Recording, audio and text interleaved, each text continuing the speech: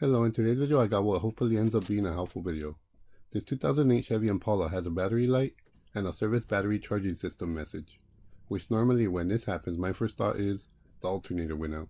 As you'll notice, the battery light stays on when the car is running, and that should not happen.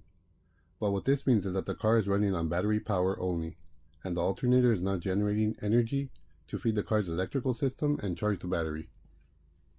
But I now realize it's most likely not an alternator problem, since I noticed the steering is being affected. So why does this make me think it's not the alternator anymore? Well, because the belt runs the alternator to power steering, AC compressor, and other components. So if something happened to the belt, everything it drives will be affected. So it'll be like if they're missing.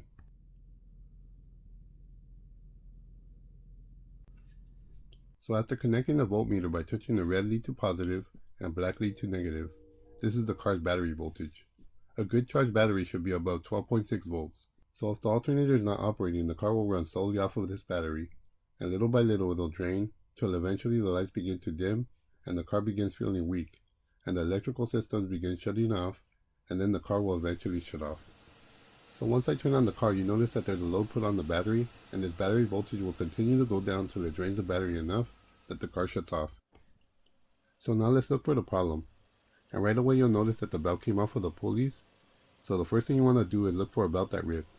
And upon a quick look, it doesn't seem that that's the problem. So that means maybe a bad belt tensioner, or maybe a damaged pulley.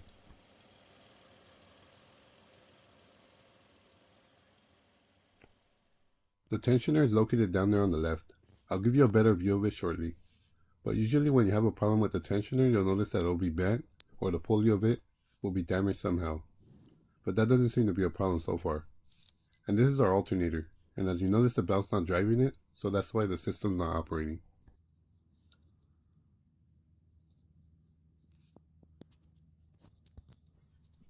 And as you can see, the belt came off of almost everything. Well, let's begin by finding the real problem. I start by spinning all the pulleys by hand. You want to make sure that they spin freely, and you don't want to hear any grinding noises. And you want to test them all.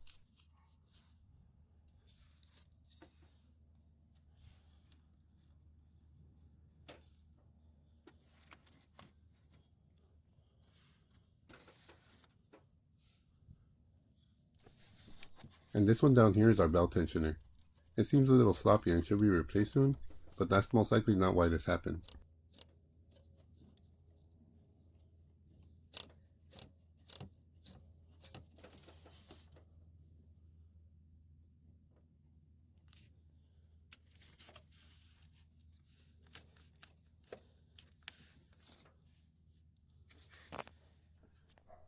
And right here is our problem. This pulley right here is not spinning.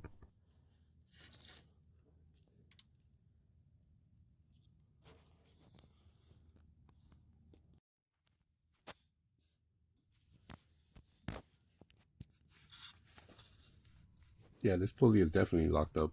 And by the look of it, this is the water pump. So this must have completely seized up. Well, I guess I know what my next task will be. Replacing the water pump. Now this is after I just replaced it and reinstalled the belt. I'll edit that video and post it after I'm done with this one, so you can see the process. But if this car would have still had a charging problem with the belt installed like this, then you could have suspected the alternator. But on this one it was definitely the water pump and the belt.